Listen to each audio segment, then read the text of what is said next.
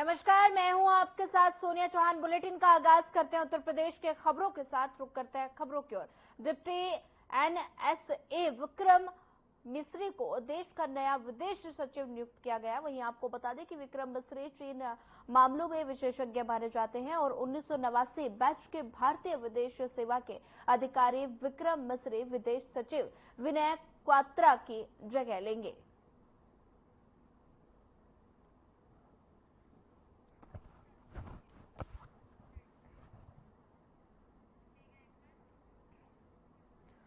Monastery school द्वारा आयोजित शिक्षक सम्मान समारोह में बतौर मुख्य अतिथि मुख्यमंत्री योगी आदित्यनाथ ने शिरकत की और साथ ही सीएमएस गोमती नगर द्वितीय कैप्टन्स ऑडिटोरियम में समारोह का आयोजन किया गया। समारोह में रंगारंग शिक्षात्मक सांस्कृतिक कार्यक्रमों के बीच शिक्षकों एवं विद्यालय के पूर्व और वर्तमान मेधावी छात्र को सम्मानित किया गया।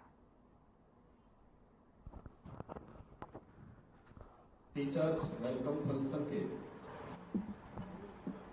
आज के इस आयोजन में संस्था की संस्थापिका निदेशक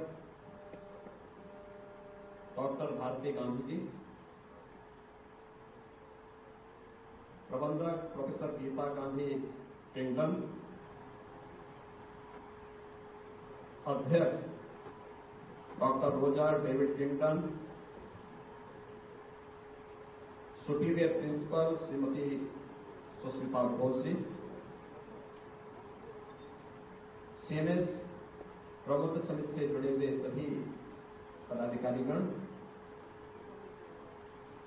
और सीएमएस की विभिन्न संस्थाओं से जुड़े हुए सभी प्रधानाचार्य, सभी शिक्षक और उपस्थित सभी यहां पर बहन और भाइयों, मैं सबसे पहले सीएमएस के संस्थापक प्रबंधक डॉक्टर जगदीश गांधी जी को उनकी समाज सेवा,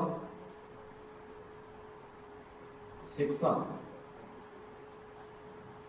के लिए किए गए योगदान के लिए उनकी स्मृतियों को स्मरण करते हुए, नमन करते हुए अपनी विनम्र श्रद्धांजलि अर्पित करता हूं। मैं इस अवसर पर सबसे पहले यहां पर स्वागत करता हूं श्रीमती भारती गांधी जी का,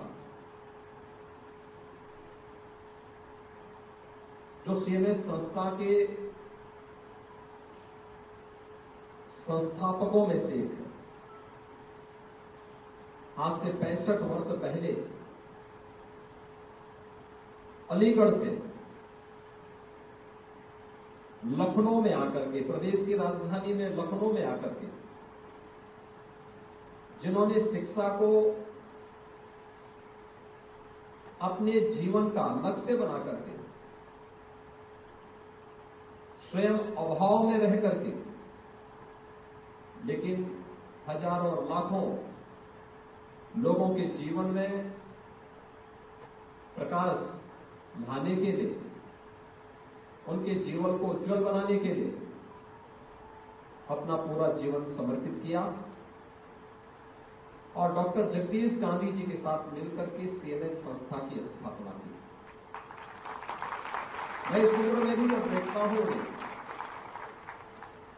आज डॉक्टर जगदीश गांधी जी हमारे बीच में नहीं है, लेकिन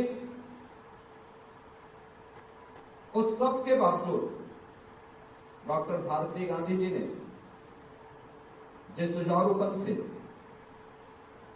लगातार सीएमएस को एक संबल देकर के आज एक नई ऊंचाइयों तक पहुंचाया है। आज कहा जा सकता है कि प्रदेश की प्रतिष्ठित शैक्षणिक संस्था में सीएमएस का अपना एक अलग स्थान है, अधिक पहचान है।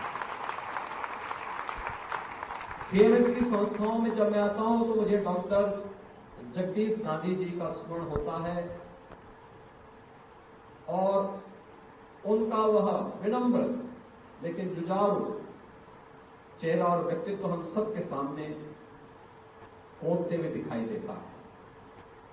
मुझे लगता है उन्होंने विपरीत परिस्थितियों में कभी हिम्मत नहीं हारी, लगातार कार्य करते रहे, मानवीय संवेदना के साथ जूझते रहे, परिस्थितियों से, विपरीत परिस्थितियों से वे कभी नहीं हारते, कभी हिम्मत नहीं हारते थे, कभी डरते नहीं थे। वे केवल डरते थे, केवल डॉक्टर भारती गांधी जी से डरते थे, बाकी किसी से नहीं।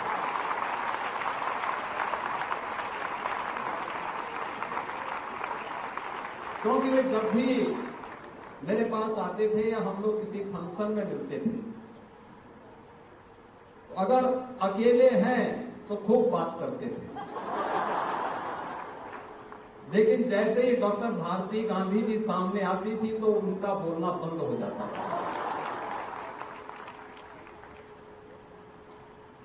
और वे बड़ी विनम्रता से कहते थे कि मैं अलग से मिलूंगा।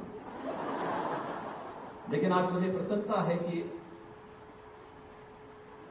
जिस मजबूती के साथ उनकी स्मृतियों को बनाए रखते हुए सीएमएस संस्था आज कार्य कर रही है, क्योंकि इस कार्यक्रम के तत्काल बाद मुझे उत्तर प्रदेश के हाई स्कूल और इंटरमीडिएट बोर्ड की परीक्षा में, तो यूपी बोर्ड, सीबीएसई या आईसीएसई बोर्ड के अभी हाल ही में संपन्न हुई परीक्षाओं में जिन्होंने मेरिट में स्थान प्राप्त किया, उन सभी छात्रों को सम्मानित करना है और उसमें भी एक बड़ी संख्या सीएमएस की संस्थाओं की है।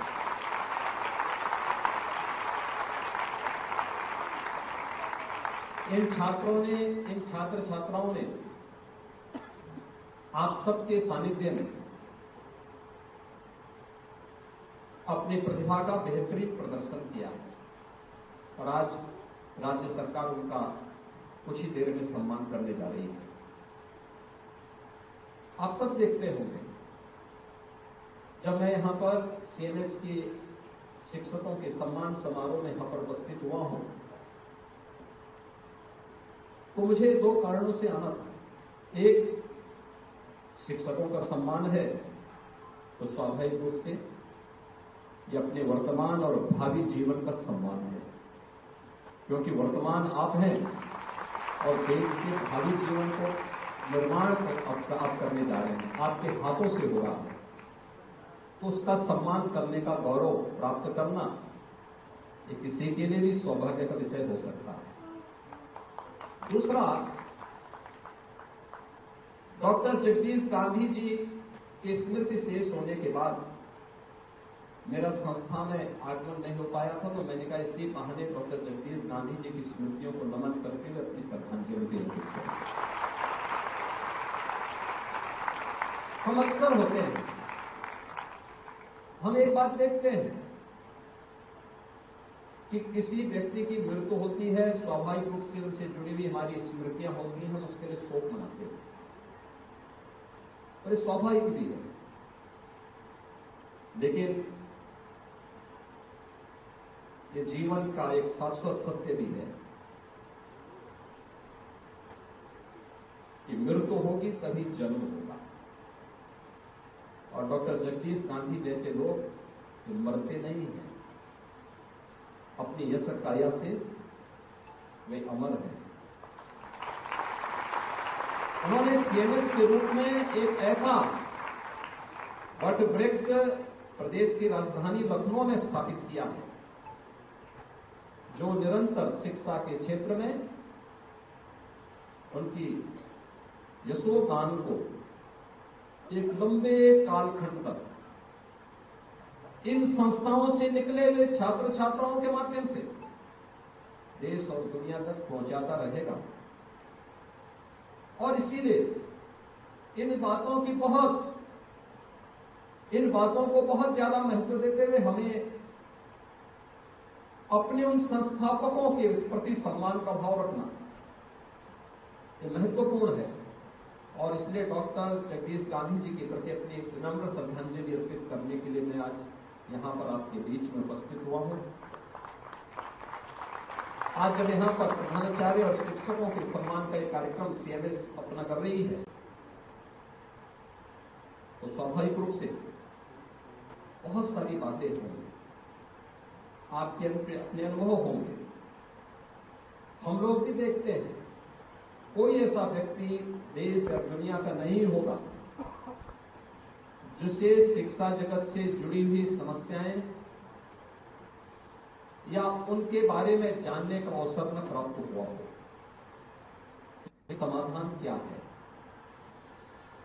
और मुझे लगता है जब मैं उनके समाधान की बात करता हूं तो समाधान आप सब हैं। उस समाधान के लिए अपने आप को तैयार करना। जीवन में सफलता भाग्यवश नहीं प्राप्त होती, ईश्वरीय कृपा मात्र नहीं होती है, यह व्यक्ति के परिश्रम पर निर्भर करता है, जीवन में कठिन परिश्रम करना। और मेरा मानना है कि जो व्यक्ति जितना अधिक परिश्रम करेगा उसके परिणाम उतना ही सुखद भी होंगे और उतना ही उन परिणामों से वह व्यक्ति अपने आप को अंतःकरण से खुशहाल रख पाएगा। अंतःकरण की खुशहाली उसी से उसे प्राप्त हो सकती है। हम सबको इस दिशा में आगे बढ़ना है। आज की आवश्यकता क्या है?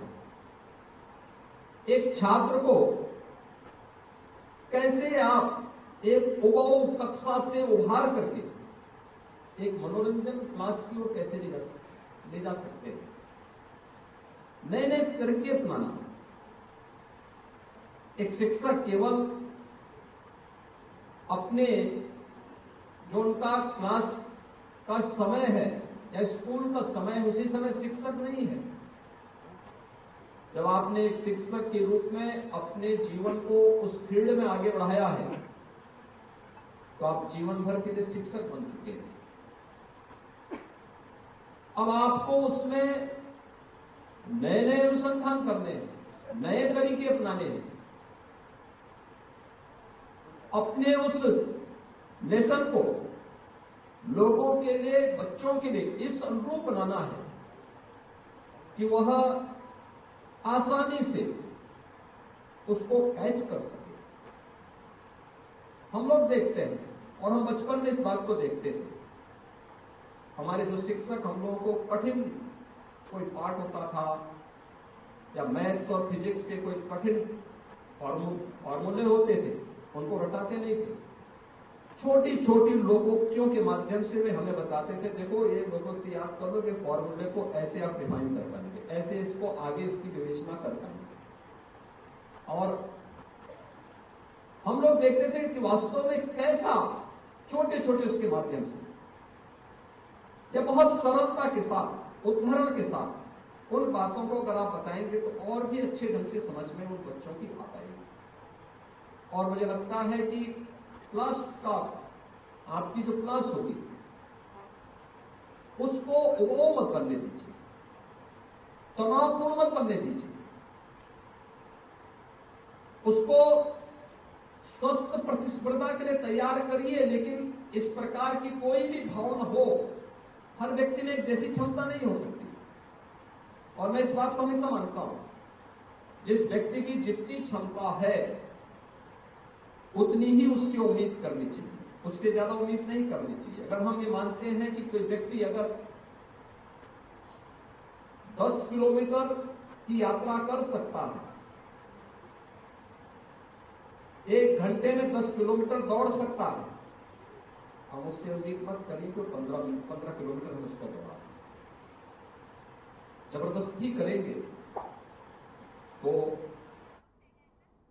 चलिए सीधे लिए चलते आपको दिल्ली, जहां पर एनडीआरएफ का पर्वतारोहण अभियान और साथ ही ध्वजारोहण समारोह में शामिल हुए गृह मंत्री। तस्वीरें आपको दिखाते हैं। केंद्रीय गृह सचिव श्रीमान पीयूष आनंद जी, महानिदेशक एनडीआरएफ श्री राजेंद्र सिंह जी, सदस्य राष्ट्रीय आपदा प्रबंधन प्राधिकरण श्री संजीव कुमार जिंदल, अतिरिक्त सचिव गृह विभाग, और आज यहां पर आए हुए क्रू विभाग के सभी आला अधिकारीगण और एनडीआरएफ के मेरे सभी साथियों का मैं मन से स्वागत करता हूं। सबसे पहले एनडीआरएफ के पर्वतारोहण अभियान विजय की सफलता के लिए मैं दल के नेतृत्व को, दल को और पूरे एनडीआरएफ को मनपूर्वक बहुत बहुत बधाई और शुभकामनाएं देना चाहता हूं। जब इतनी ऊंचाई पर जाने का और अदम्य साहस दिखाने का फैसला हमारे जवान करते हैं, तब कुछ लोगों के मन में बल ने तय किया है, एक प्रोजेक्ट है, हम इसको आगे बढ़ाएं। कुछ लोगों के लिए व्यक्तिगत शौक का विषय भी हो सकता है और कुछ लोगों के लिए महज एक ड्यूटी भी हो सकती है। परंतु इस प्रकार के कठिन अभियानों से व्यक्ति और बल दोनों के कार्यकुशलता में अनेक प्रकार की वृद्धि होती है। जब इस प्रकार के कठिन अभियान लेकर आगे चलते हैं, तब लक्ष्य को सिद्ध करने की आदत पड़ती है। विजय को प्राप्त करने की जिज्ञासा और धगस, इसका हर काम में हमें आदत पड़ता है। अकल्पनीय कठिनाइयां, जिसका पूरे आयोजन में कहीं कल्पना ही नहीं की गई है, इस प्रकार की कठिनाइयां आती है, तब कठिनाइयों को पार कर लक्ष्य तक पहुंचने की भी आदत पड़ती है। और मित्रों, मैं आज बहुत युवा साथी मेरे खड़े हैं, बैठे हैं, इस सभी को कहना चाहता हूं, विजय की आदत ही व्यक्ति और बल दोनों को महान बनाती है। ये डालने जैसी आदत है। और मेरा व्यक्तिगत अनुभव है कि जीवन में जब भी किसी भी प्रकार का संकट आता है, तभी ईश्वर पर हमारी श्रद्धा अटूट हो जाती है और संकट के बाद भी हम एक परम शक्ति के साथ अपने आप को जुड़े हुए महसूस करते हैं। और ये बाकी के जीवन में सद्मार्ग पर चलने का, विजयी बनने का और विश्वास की बढ़ोतरी का सबसे बड़ा स्रोत होता है। आज विजय की सफलता कुछ जवानों ने प्राप्त की है, मगर इस सफलता पूरे एनडीआरएफ के लिए है। ये मैं बहुत मन की स्पष्टता के साथ कहना चाहता हूं कि विजय की सफलता का तमगा पूरे एनडीआरएफ बल को जाता है। आपने सिर्फ मणिरंग पर्वत को, इसकी ऊंचाइयों को सिद्ध नहीं किया है, आपने बल के हौसले को बढ़ाने का एक बहुत बड़ा सफलतापूर्वक कार्यक्रम सिद्ध किया है। पर्वत आरोहण ये सिर्फ एक आर्ट नहीं है, ये जीवन जीने की कला है। जीवन में कई सारी घटनाओं का आपके जीवन को आप रिवाइंड कर इसकी फिल्म देखेंगे तो पर्वतारोहण में आने वाली सब कठिनाइयों के अलग अलग प्रकार की कठिनाइयां कुछ और स्वरूप में आपके जीवन में आई होगी। ये कला अगर सिद्धहस्त कर लेते हैं तो अपने आप आगे के जीवन के लिए बहुत बड़ा एक शिक्षा का माध्यम होता है। इसलिए मैं आज 35 जवान जो गए थे, वो 35 जवान और बल के प्रतीक के रूप में सिर्फ पीयूष आनंद जी को बहुत बहुत बधाई देता हूं। और मैं मानता हूं कि 21,625 फीट पर मणिरंग पर्वत पर जब आपने तिरंगा फहराया, ये बल के लिए बहुत बड़ी सिद्धि का परिचायक रहा है। मित्रों, एक मिनट की जो सफलता होती है, जिस पल आपने तिरंगा और बल का झंडा वहां फहराया होगा, वो एक मिनट के लिए कितना सारा संघर्ष किया है आपने, वो आप जानते हो। यही हमें सीख देता है कि सफलता के सर्वोच्च शिखर पर जाना है तो पूरा जीवन सातत्यपूर्ण तरीके से लक्ष्य के पीछे लगे रहना पड़ता है, तब जाकर सफलता मिलती है। आज एनडीआरएफ 10 साल से एनडीआरएफ में कहीं पर भी आपदा आती है, न केवल देश, दुनिया भर में कहीं पर भी आपदा आती है तो देश और दुनिया के लोग एनडीआरएफ की ओर देखते हैं। और कितने भी विपरीत सरकमटेंसेस हो, एनडीआरएफ के ड्रेस में जवान अगर वहां खड़ा है तो आपदा में फंसे हैं, उनका भी हौसला अनेक गुना बढ़ जाता है। जिस प्रकार से ये पर्वत पर विजय पाने के लिए 35 जवानों ने पल पल जागरूकता के साथ अपने आप को लक्ष्य के साथ जोड़कर ये सिद्धि प्राप्त की, इसी प्रकार से हमारे बल को जीरो कैजुअलिटी के लक्ष्य के साथ हमने जोड़ना चाहिए। एक जमाना था जब भारत में आपदा के मामले में बचाव का कोई दृष्टिकोण ही नहीं था।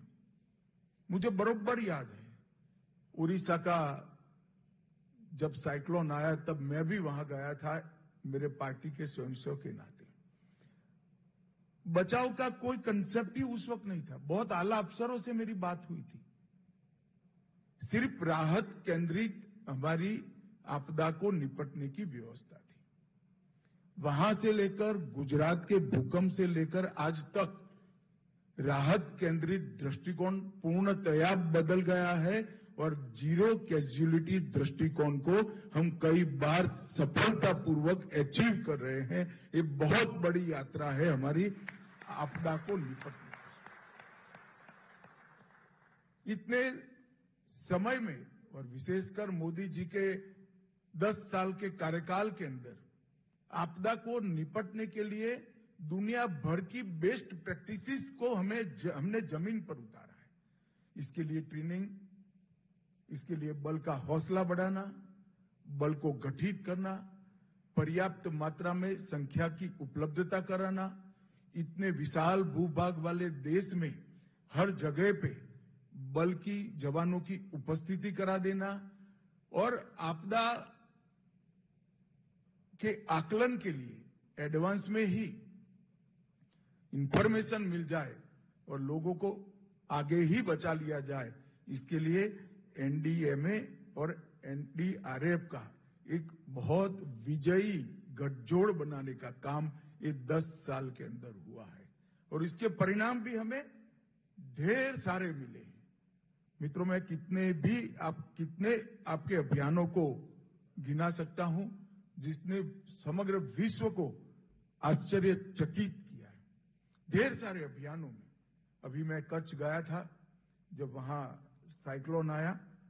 कच्छ के साइक्लोन के पहले गुजरात की टीम के साथ एनडीआरएफ और एसडीआरएफ के साथ मैंने वीडियो कॉन्फ्रेंस कर जीरो कैजुअलिटी का लक्ष्य रखा था और इतने बड़े साइक्लोन में एक भी व्यक्ति नहीं मरा, एक आवारा पशु की सिर्फ मृत्यु हुई। मैं मानता हूं ये बहुत बड़ा अचीवमेंट हमारा है, मगर अचीवमेंट संतुष्टि का कारण कभी नहीं बनना चाहिए। अचीवमेंट आगे और कठिन लक्ष्य तय करने का कारण बनना चाहिए। टर्की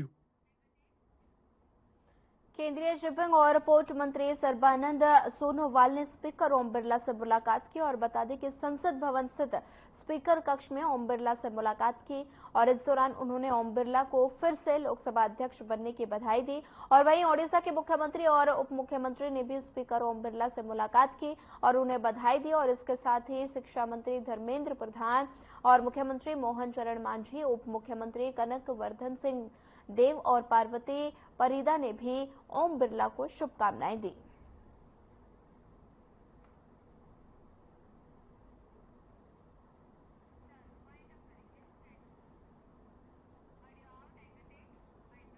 फिलहाल इस बुलेटिन में इतना ही। ज्यादा खबरों के लिए बने रहिए हमारे साथ। नमस्कार।